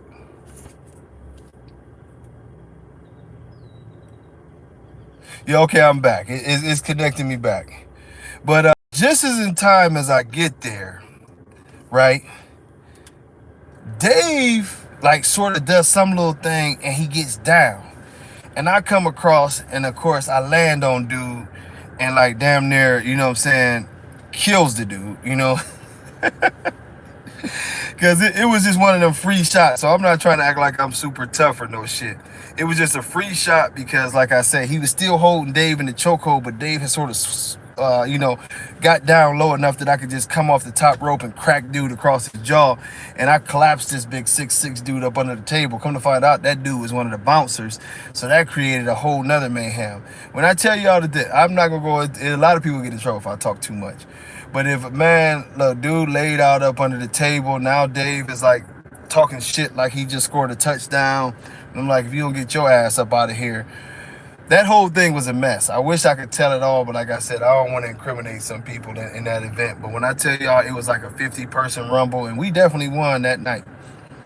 But, oh, yeah, and Cruz was in the damn elevator. Cruz the only one who didn't fight. I'm like, what the fuck? Everybody's out there. Everybody's out there getting their shit. Dave getting choked. Literally, Dave. I don't think Dave threw a punch neither. He just got choked for just for the hell of getting choked. You know what I mean? It was a hell of a thing. But man, that was one of the times when I had to put him on his ass. And it was, you know, that was a wild days though, man. It was a wild days. You know, we got into a couple little situations like that. The EE, that's why, like our original EE, we was very tight. Like we would, like, you got to think, you had guys from Maryland, you had guys from, you know, Virginia, California. I'm from Ohio. You had Chris and the AAO. They were from Illinois. Dayton from Illinois. You know, of course, that's Illinois. You had the Florida crew. You had the Texas crew. You had, of course, the mad people in California. You had people from all around, and we literally would see each other like every month. Like sometimes a couple times a month. We traveled so close together. So boy, if we got to telling the EE stories, like I said, it'd probably be some divorces, some indictments, all of that, man. Yeah, that's the one Bobby Deans was talking about. Yeah, crazy ass Bobby, he was there. That was the one he was talking about. I literally, like, that night, I knocked 3 people out that night. But like I said now, and I'm not bragging about it, to put it into context, it was unfair because at that time I was actively training to fight. You know, I was 250 pounds and I was literally at the gym, you know what I'm saying, hitting the mitts, doing some sparring, hitting the bag, like 4 days out of the week. And the other days I'm, you know what I'm saying, doing road work, you know, running 5, 6, 7, 8 miles. So, you know, it was an unfair advantage. You anytime, and that's why I don't condone that shit now. That's why I really, to be honest with y'all, I don't want to fight nobody. Because, and it's not that I'm like the super tough and I can't be whooped. I can be whooped like anybody else. But the problem is that, you know, and there go my good brother Michael Sniper Bailey. He's a martial artist too. You know what I'm saying? The number one rule, it ain't playing. Just wait, babe. But the number one rule when you a martial artist is, or any kind of artist in that vein. Okay, just chill. Is that you don't want to pick on people. You know what I mean? You don't want to. Boxers know how to throw punches. You know, I do jiu-jitsu now. So obviously, if she's giving me her headphones so I can fix them out. But obviously, you know what I'm saying, if you know how to do jiu-jitsu, you know what I'm saying, or whatever the case may be, you shouldn't be, you know, out choking the hell out of people, you know? And so nowadays I stay away from that shit. Back then I was young and crazy, you know what I'm saying, and doing bullshit. But I say that right now is we got out of a lot of situations where a lot of us could have got into trouble, you know, and it was just by God's grace that we got out of there. Because you know, you get a bunch of guys together, a bunch of testosterone, and then a bunch of drinks, and we went to a lot of places where, you know, we had some cats in our group that basically was like, I'm just gonna take your woman. You know what I'm saying? I'm just gonna blow down on her and whisper sweet nothings in her ear, and she coming with me, whether you standing here or not. And that wasn't gonna work out. You know what I'm saying? That wasn't gonna work out. Yeah, I'm up here. I'm doing. You know, y'all know I gotta always do double, triple, quadruple duty when I'm messing with my babies. Oh, y'all wait. Shit, the whole crew gonna be here in a minute, and it's gonna really get real then. You know what I'm saying? It's gonna really get real then. Well, you know, Max. What she done did to this thing? Max, he jumps in on interviews. He get to talking. Okay. There you go, pumpkin butts. But yeah, that man, those times was crazy as hell, man. But I tell you one thing about those times. That was the best dog. Rico can tell y'all that. That was the best dog making time ever. That was the best dog making time ever because it was so much love between us, and there was no animosity. That we seen each other like that so much because a lot of times we were swapping dogs. That's why like Bigfoot lived at my house, you know what I'm saying? Godzilla lived at the house. That was the one my dude screwed me over on when I went to you know what I'm saying, when I went to the pen because he didn't take good care of Godzilla after he left. I had Godzilla looking like, you know, on the Q plan. I had him on the Q plan. Ro was at the house for probably damn near a year. Denal was at the house. You know, we had a lot of dogs over there, man. We had a lot of dogs over there, man, and it was sort of crazy. You know what I'm saying? It was sort of crazy because we showed so much love. You know what I mean? It just was what it was. You know what I mean? I don't know who this gas station guy is, but we gonna have to get rid of you if you keep on with your nonsense, bro. It just is what it is. Oh, we doing this. Hey y'all, well, as of course, I need a 5-minute break. I'll be right back in 5 minutes. This girl is on her I have to pee stuff, so y'all give me 5 minutes and I shall return. Y'all knew it was coming. But yeah, we had to get rid of gas station, man. We ain't on no nonsense over here. All right, I'll be back in 10 seconds. Well, it probably take 5 minutes. Come on. Come on. Come on, baby. You guys are crazy.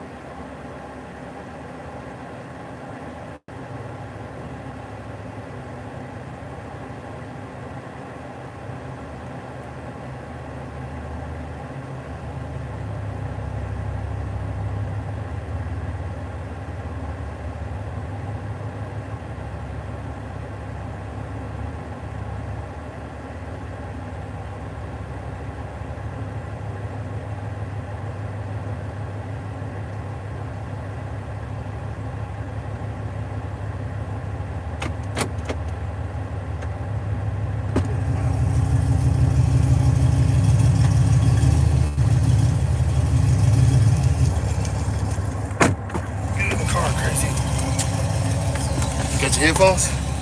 All right, look like we back. When nature calls, when nature calls. Oh boy, it's always something. Man, when I jumped off here, and y'all, thank y'all for those who stuck around. When I jumped off here, we was talking about the Woody Wilson fights. But I'll put these things back on. It is so great. But the one thing I'll tell you about that time when we was talking about doing all the shows and everybody hanging out with each other and everything like that is,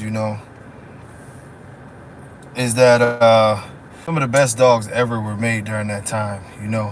The travel was created. I can tell you so many good dogs. So many good dogs. But I could tell you, me and Marco would have probably never met, and I definitely wouldn't have done the breeding that created Denzel. It would have probably been something else, because you out there on the road, you get a chance to see him. Getting a chance to see Nemesis in person, I'm gonna tell y'all like this: if you never got a chance to see Nemesis in person, you missed out. Because Prats is a very good photographer, very good. But the one thing about Prats is that even he couldn't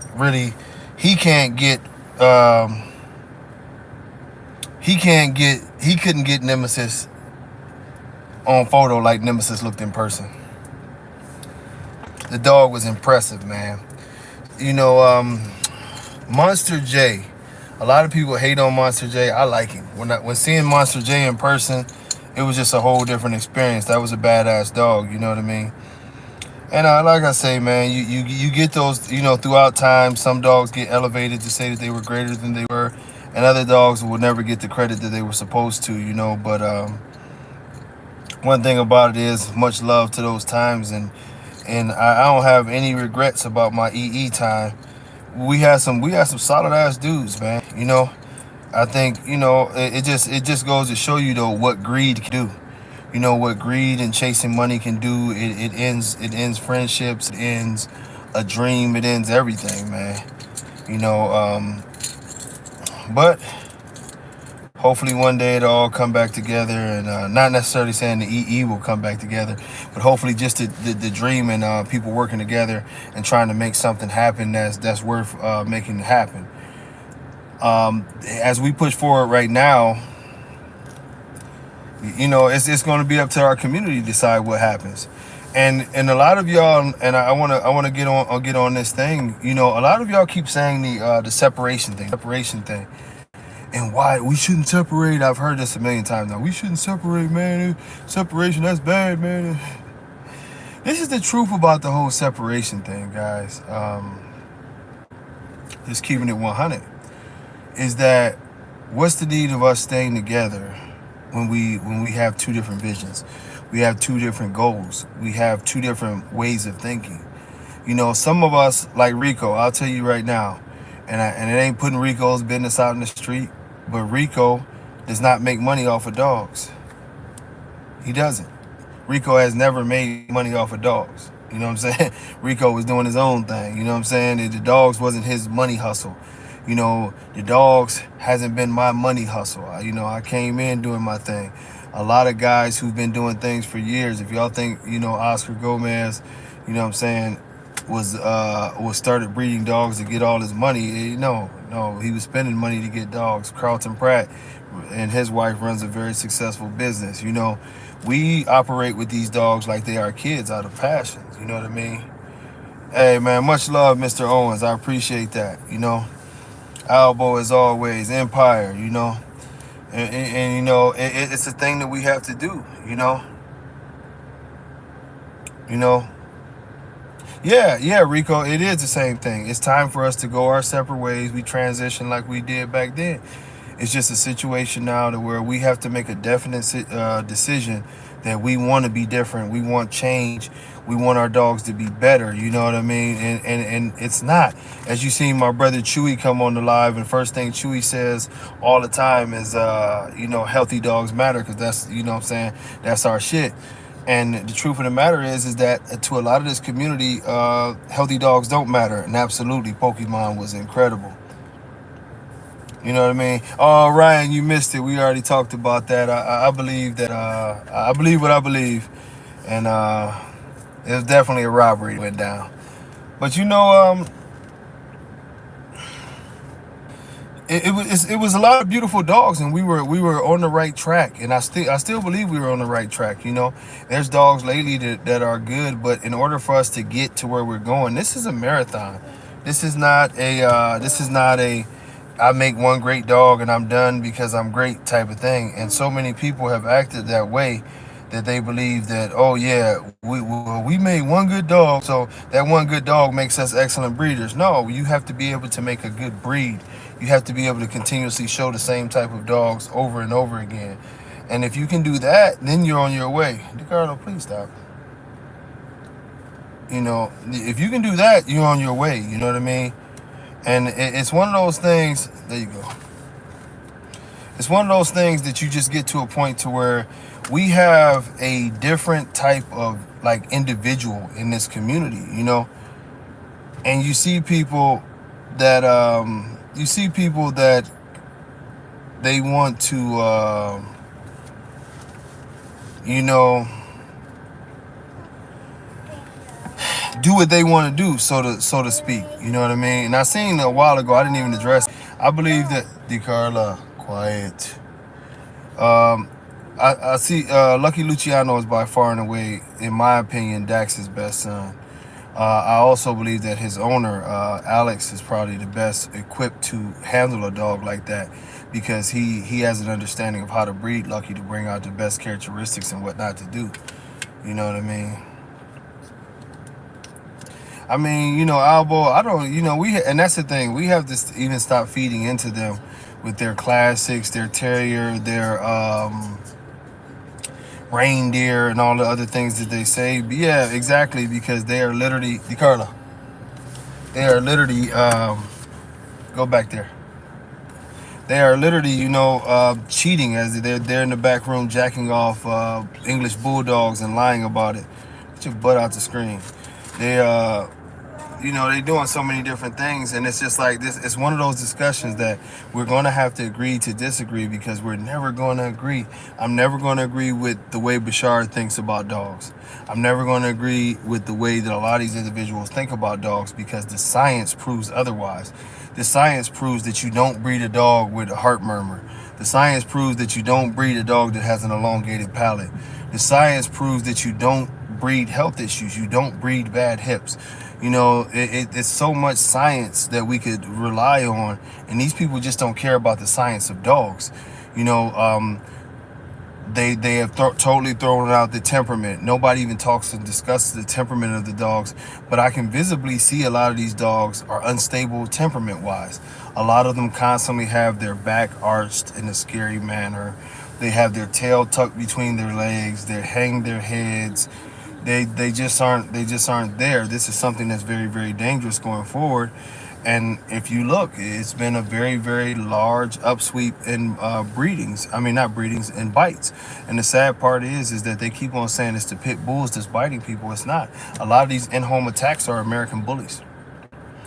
You know what I mean? BBM, I don't know what you're talking about, but it's no hate. You know what I mean? If the truth is hate, then I don't know what to tell you. You know what I mean?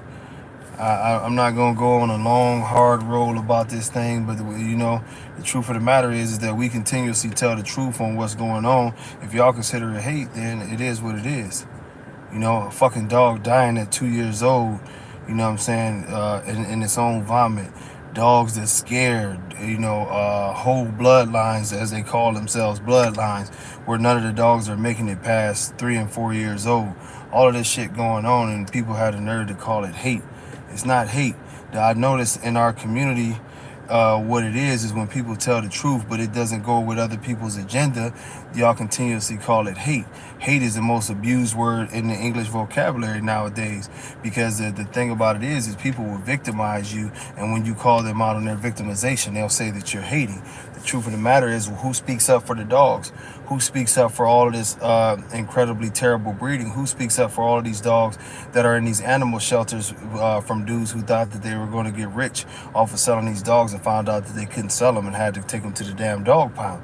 Who's going to speak up for that? It's never hatred when someone puts the fire emoji behind there. It's never hatred, you know what I'm saying, when y'all talking about, oh, those dogs is outdated and they terriers and they this and they that. It's not hate then. But it only becomes hate when someone calls out the obvious truth about the destruction of a breed and the promotion of unhealthy dogs. And that's why I don't fall into that anymore. No one will be silenced. You know what I mean? Yeah, we can't forget the gorilla emoji. No one will be silenced by what we've seen and what has been put in front of us. A bunch of dead dogs, the destruction of a breed.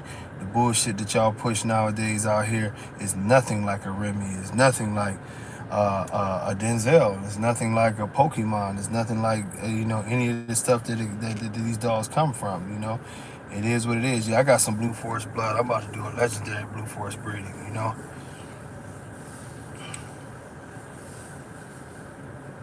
Hey, that fire emoji mean they ass gonna be burning in hell for what they doing to them dogs. That's what that fire emoji mean.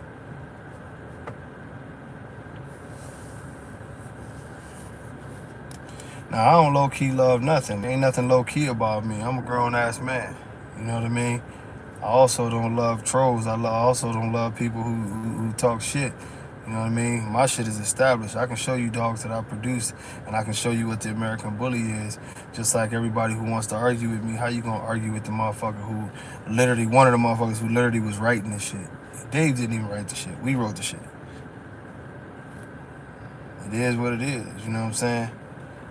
It is what it is. Too many people come in this game and they want to play around. They want to try to talk like they know something. They want hey, man, you do the shit the right way, it's cool. If it they don't. It ain't gonna be no table shows where I'm at because they don't need for no table. All our dogs can walk.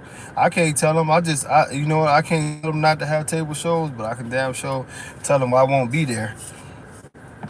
You know what I mean? At the end of the day, what I see, you know what I'm saying, and this is why legislation is being passed. This is why it's legislation now being passed in Texas and in Florida and other states to stop dog breeding, while people come on my motherfucking post and shit and want to have jokes and all that shit. Nigga, do some research. You know what I'm saying? Ryan, I was going to put on my Jim Brown jersey today, but I'm still in mourning, man. That hurt me. That was family. I actually, got blessed to be in Mr. Brown's presence, and man, I've been stalling, and I've been stalling with the conscience in my mind that Max, yeah, we definitely don't do the green tables. But I knew he was gonna pass, you know what I'm saying? I mean, the man was 87, and then last time I seen him, he had got a lot weaker. So I have a Michelin Ness, everything authenticated, big autographed jersey, and I have a 20, 16 by 20 frame picture, autographed, also Beckett authenticated, that I'm gonna put up in my office, man. But yeah, like that one hurt different for me. The Jim Brown one hurt different for me. I think not only because he is my favorite player of all time, my Cleveland Brown guy, but like I say, being blessed to be in his presence several times, and around things when he was trying to help the community and all that. And you know what I mean? He was a great man. You know what I mean? Great man, stood on what he stood on, and one of my heroes, man. One of my heroes actually is lined up to be my next tattoo on the mural on my leg. So, it'll be worth the pain. It'll be worth the pain. But the thing of it is man, is separation is just gonna be great. I go back to the dogs. It's gonna be great because, and this is something that I've always wondered, like, why now do people are offended by the term separate? But the thing of it is why do y'all even want our dogs around? That's the thing.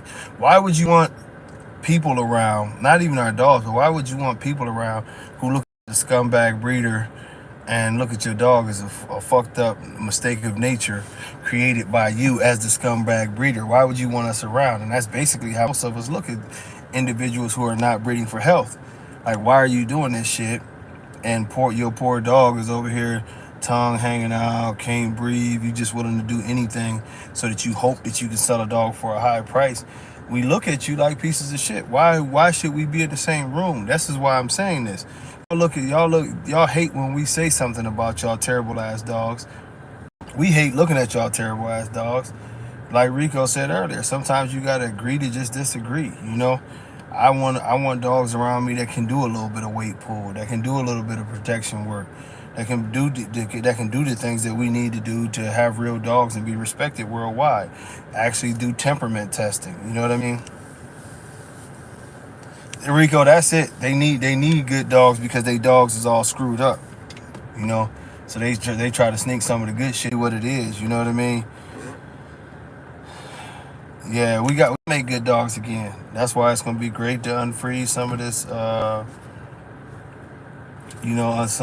some of this semen and just go forward in that way, because I'm tired of looking at these dogs, and I know y'all tired of looking at them.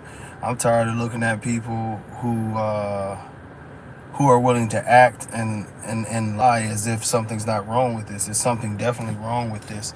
And we have a whole world looking at us. We have, you can Google. Google is my favorite tool. You can Google and you can see how many people are pretty much pissed about the way that our community has developed. You know what I mean? Ain't no such thing as making it healthier. What are you talking about? How you gonna make it healthier? The dog is already broke down structurally. The dog is broke down temperament-wise.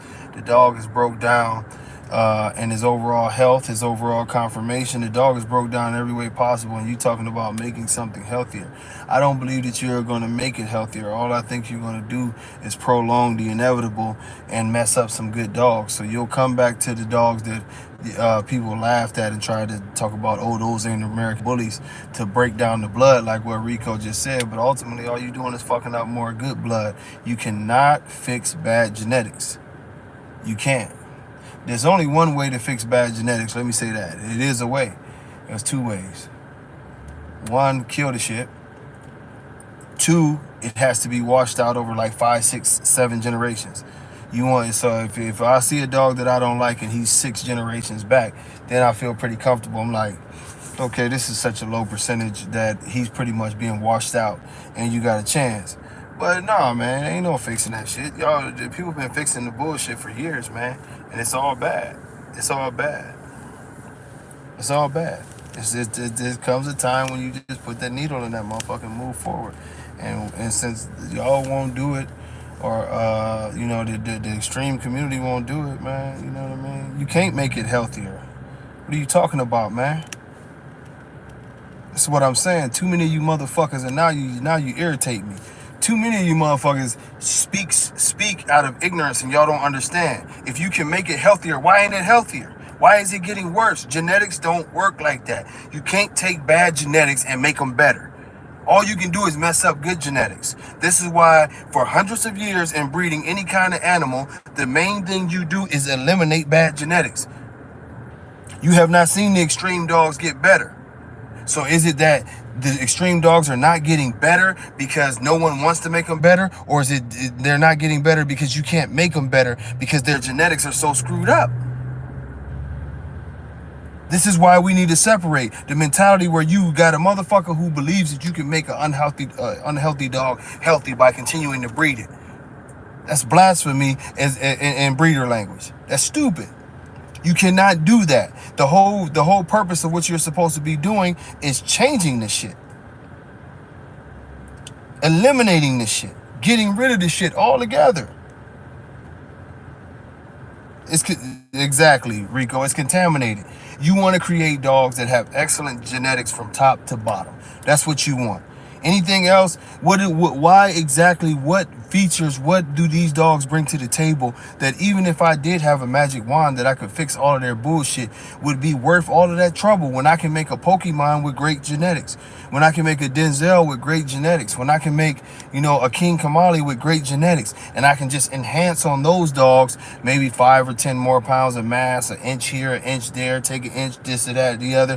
Very simple to add on to a very clean, healthy, good dog put together that will live over a decade, sometimes pushing towards 2 decades. It's easier for me to add on to that than to fix a garbage dog.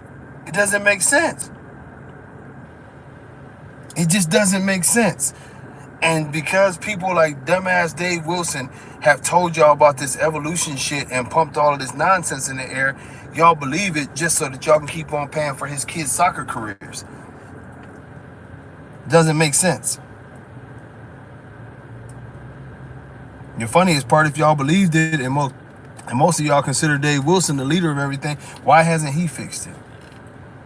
Because it won't be fixed. Why wasn't Demon Boy? Yeah, they forgot about that. The great Demon Boy. We're going to show him. They brought Demon Boy outside to a show and he almost died.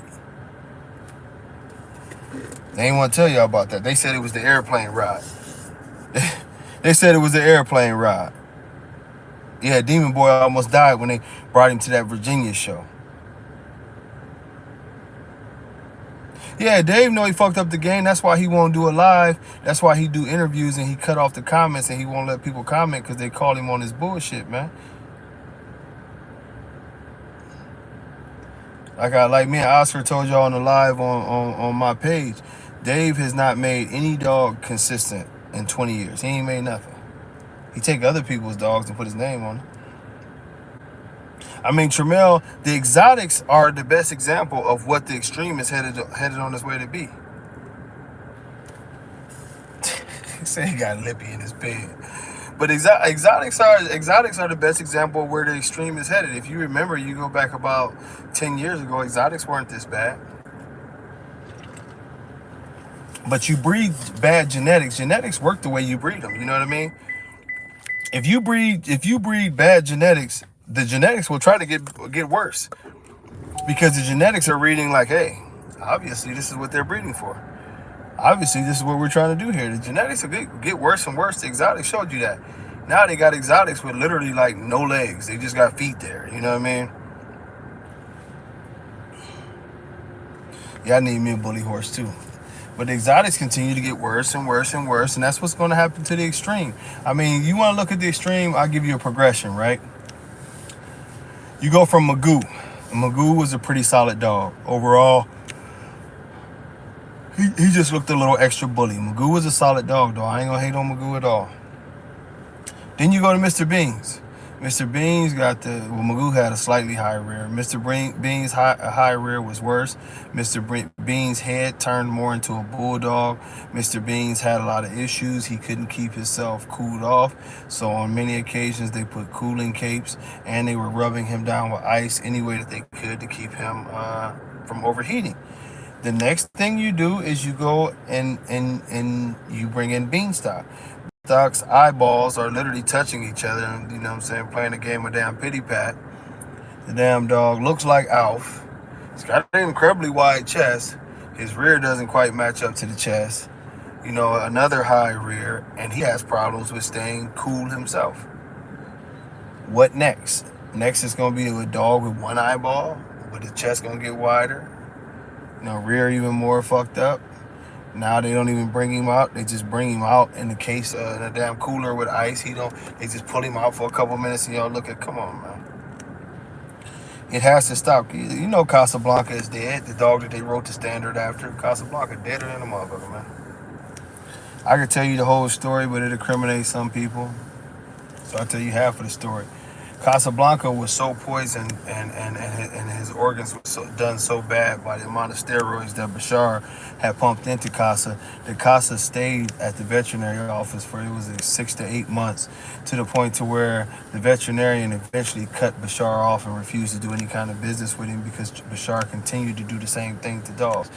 Casablanca, the reason why you never seen him again is because Casablanca deteriorated and died and was basically, had his organs shut down by what Bashar did to him. If I'm lying, tell Bashar to show the dog. It's a reason why he later claimed the dog sold for $1 million, but nobody ever seen him again. Who do you know buys the dog for $1 million and the dog never seen again? Casa was basically poisoned with steroids.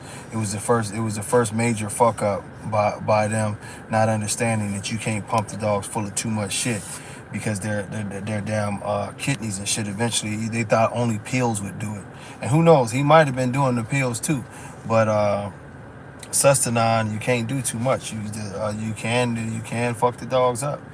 You know what I'm saying? That's what happened. And one of the reasons why y'all think it is just some beef between him and the guy that bought Magoo. One of the reasons that he had to keep Magoo so long is because he had Magoo fucked up on that shit. The same reason why he turned around and what's the dog's name? Mango. He was using a dog named Mango instead of Beanstalk. I mean, not a Beanstalk, instead of Magoo. And this is one of the reasons why it's proven. And if you ask the guy who owns Magoo, he'll tell you that he had Magoo's so-called offspring tested. None of them came back as Magoo's kids. The reason being is Bashar shoots a lot of those dogs up with steroids. This is one of the reasons why a lot of the dogs that are not at the muscle tone compound don't look like Bashar's dogs. A lot of them. Some of the other guys might be using the needles, but this is not genetics. This is a fucked up science experiment to get people to buy dogs. It was this way back in the day. I could show y'all some pictures of a dog way back in the day named Wiccan. If you find one picture of Wiccan, she looked like Arnold Schwarzenegger. If you find another picture of Wiccan, she looked like Pee Wee Herman. This is the game, but y'all think we just new to this. Y'all think when all these people jump on my post that's reputable from decades ago and tell you, yeah, he ain't lying. Yeah, I ain't lying. I ain't lying.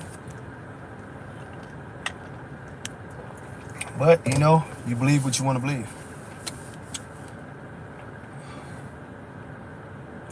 Yeah, I don't know if Beanstalk is all right or not, but I don't think he will be.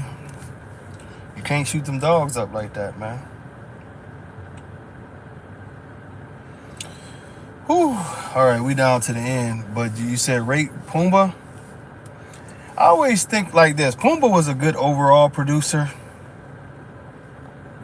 But when you produce a legendary dog yourself, you know what I mean? As a producer, you gotta be respected. I don't know where it puts him at. Like his legacy wouldn't be that of like a Remy, because Remy was bred a ton of times. Pumbaa wasn't bred as much. But when you look at the quality of Mufasa, oh man, what's the other boy's name? Oh, it's slipping my mind, the brother. But Pumbaa just produced, man. Pumbaa had a large, if you look, he had a nice amount of dogs that he produced. And it was funny because they look pretty consistent, even though the color pattern might change sometime. But Pumbaa was a bad boy. So I think all time he could probably crack the top 10. Yeah, all time Pumbaa could probably crack the top 10 of American bully producers ever. And that's a hell of a list. Yeah, that's a hell of a list. Especially considering that Oscar doesn't breed like crazy like some of these other people. Like Oscar don't go out and just breed to any and everything he can find. So, that's even more impressive on the Pumbaa side, man.